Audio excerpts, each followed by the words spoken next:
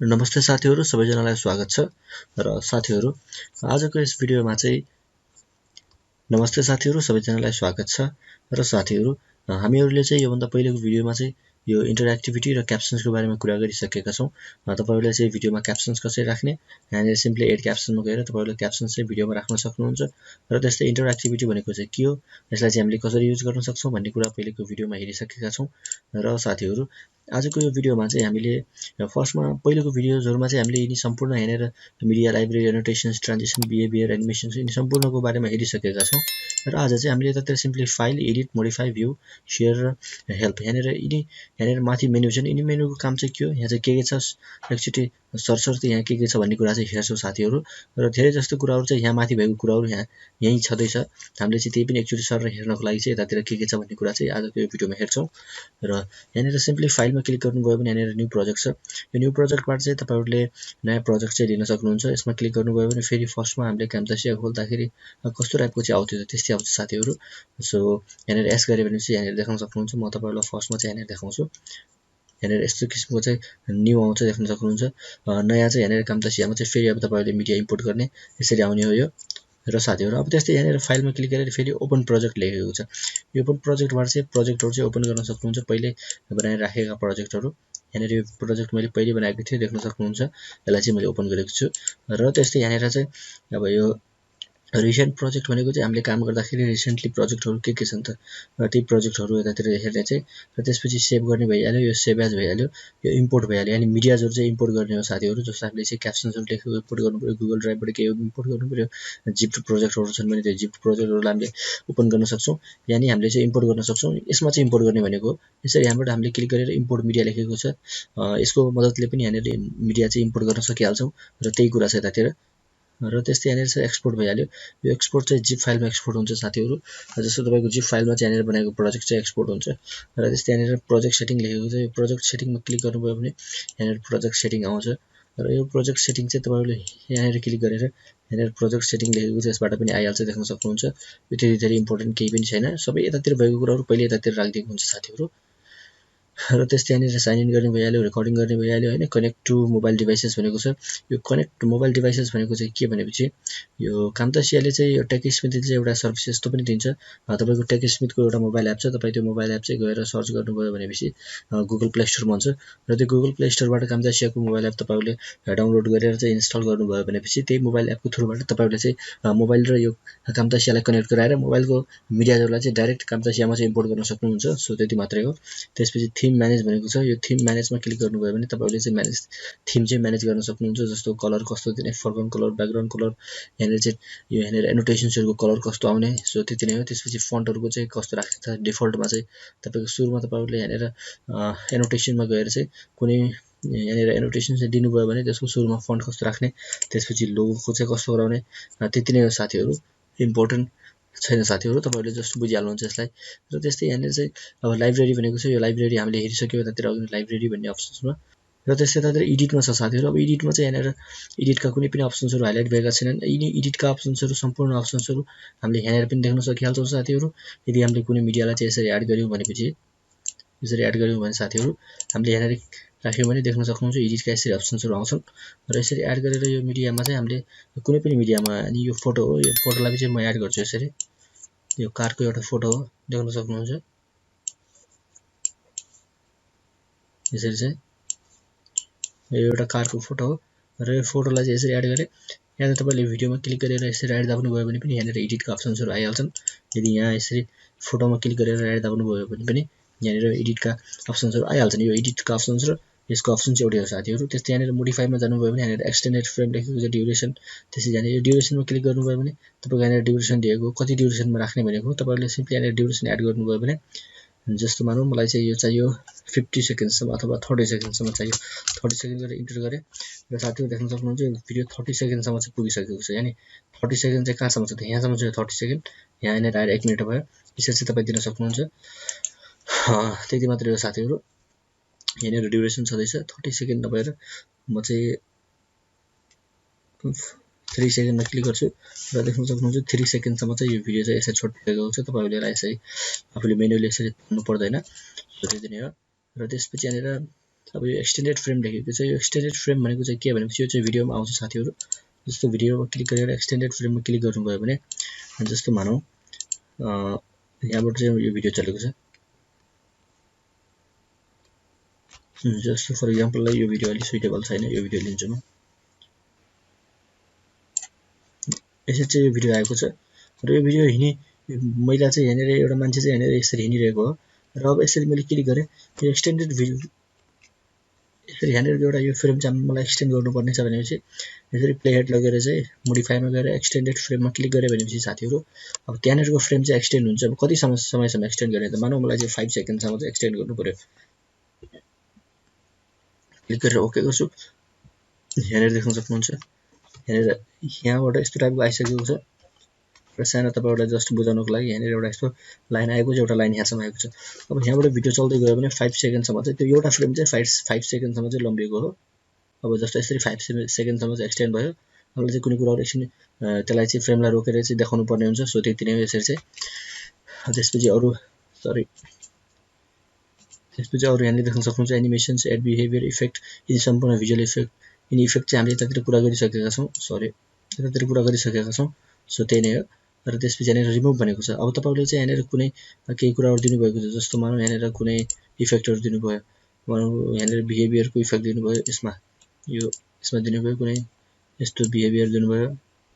अलि सानो गर्छु।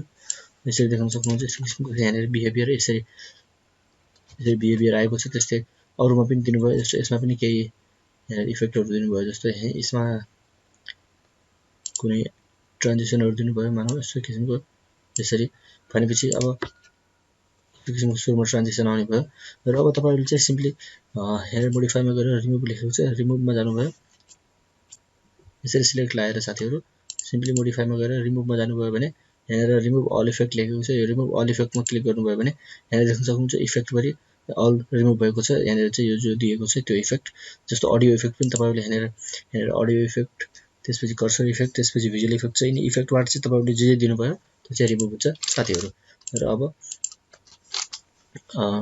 यसरी चाहिँ तपाईले यो इफेक्ट चाहिँ रिमुभ गर्न सक्नुहुनेछ यसबाट। त्यसपछि यहाँनिर क्याप्सन छ। यो क्याप्सन चाहिँ सम्पूर्ण क्विज मार्कर र यिनी हामीले पहिले सम्पूर्ण ततिर हेरिसकेका छौं साथीहरु। यो चाहिँ धेरै इम्पोर्टेन्ट छैन। र यो भ्यूमा क्लिक गर्नुभयो भने यहाँनिर तपाईहरुलाई भ्यू सम्बन्धी देखाइन्छ।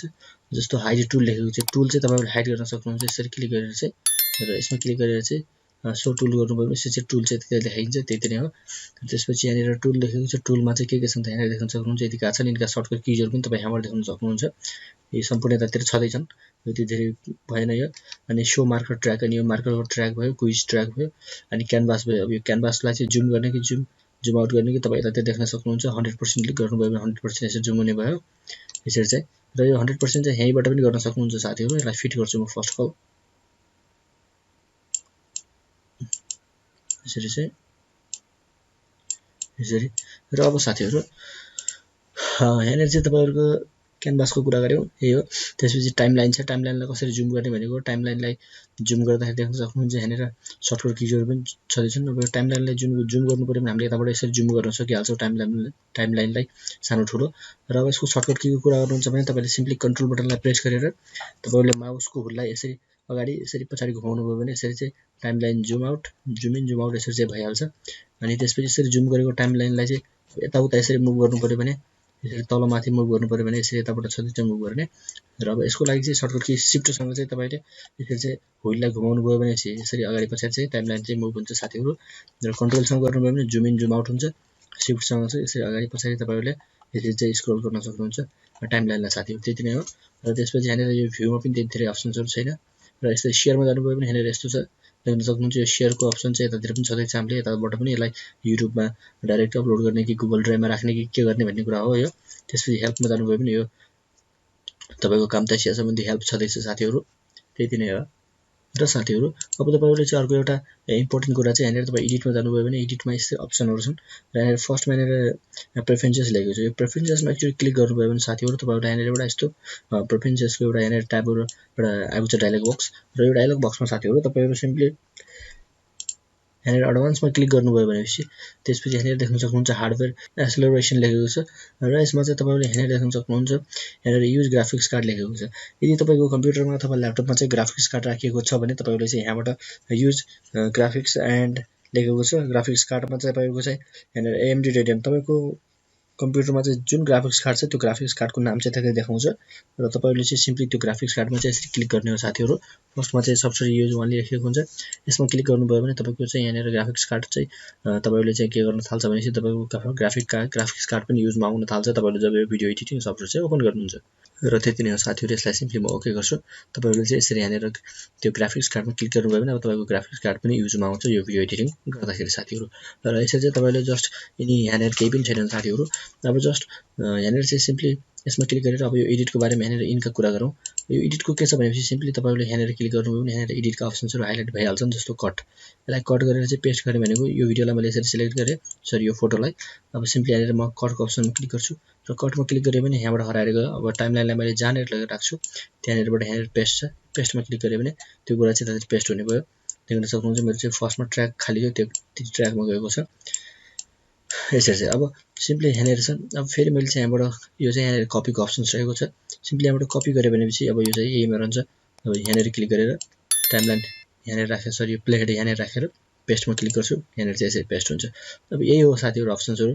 अब सिम्पली तपाईलाई यहाँबाट यस्तो छ, अब यसलाई डिलिट गर्नु पर्यो, सिम्पली तपाईले राइट दाबेर चाहिँ यहाँबाट यसरी डिलिट गर्न सक्नुहुन्छ साथीहरु। यहाँनिर डिलिटको लागि तपाईले आफ्नो किबोर्डको डिलिट बटन पनि प्रेस गर्न सक्नुहुन्छ, त्यति नै हो।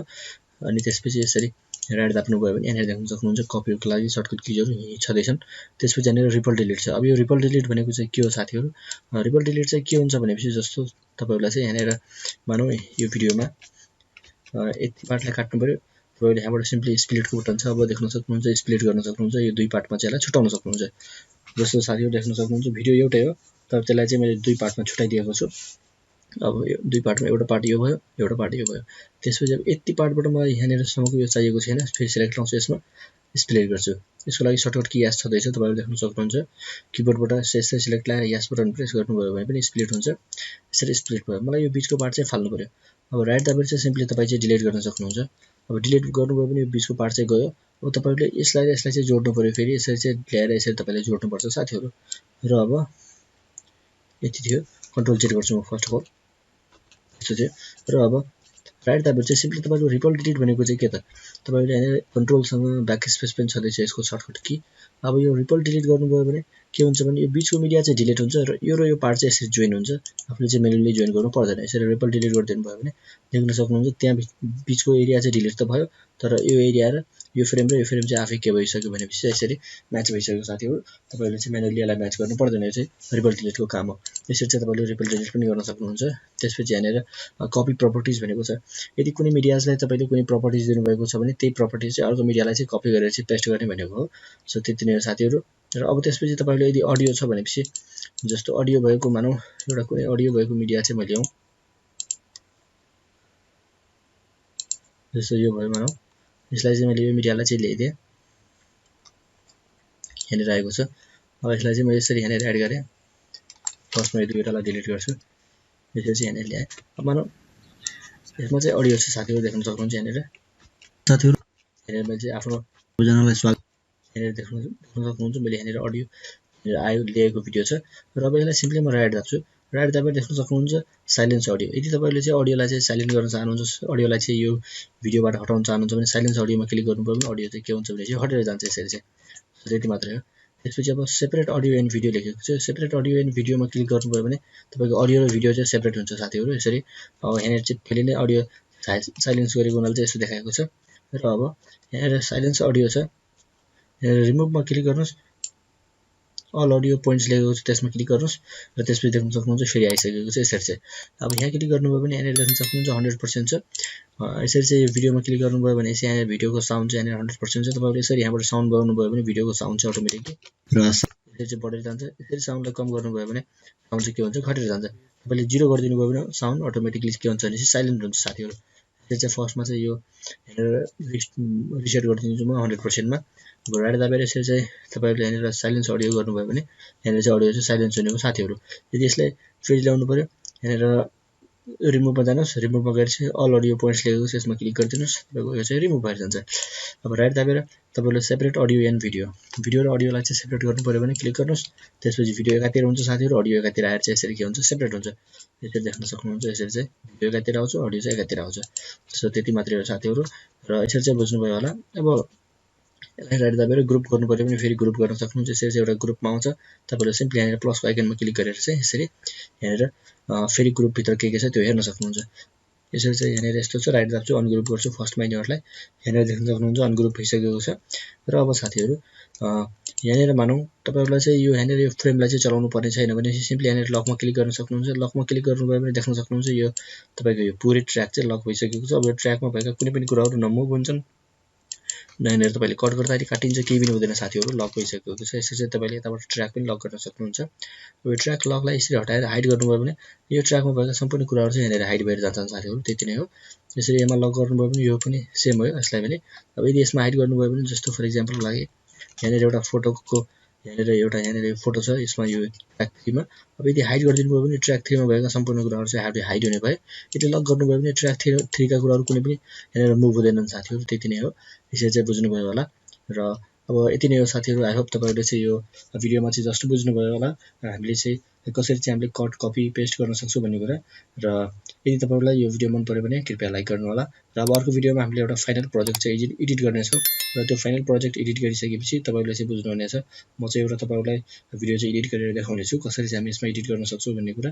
र त्यसपछि हामीले एडिट गरेको कुराहरूलाई चाहिँ हामीले एक्सपोर्ट पनि गर्न सिक्नेछौँ, अनि त्यसलाई रेन्डर पनि कसरी गर्ने त्यो कुरा हेर्नेछौँ। र साथीहरू आई होप यो भिडियोमा तपाईँले केही न केही कुराहरू बुझ्नुभयो होला। र यो भिडियोमा यति नै, अर्को भिडियो भेट्नेछौँ। Thank you so much.